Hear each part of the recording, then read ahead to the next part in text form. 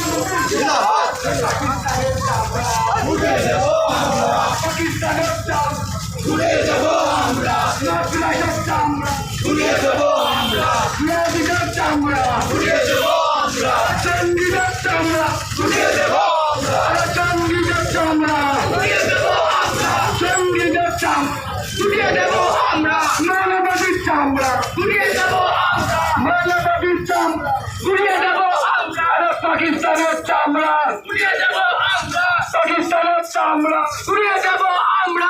ভারত মাতা কি জয়, ভারত মাতা কি জয়, ভারত মাতা কি জয়। নরেন্দ্র মোদী জিন্দাবাদ, নরেন্দ্র মোদী জিন্দাবাদ, নরেন্দ্র মোদী জিন্দাবাদ, নরেন্দ্র মোদী জিন্দাবাদ, নরেন্দ্র মোদী জিন্দাবাদ।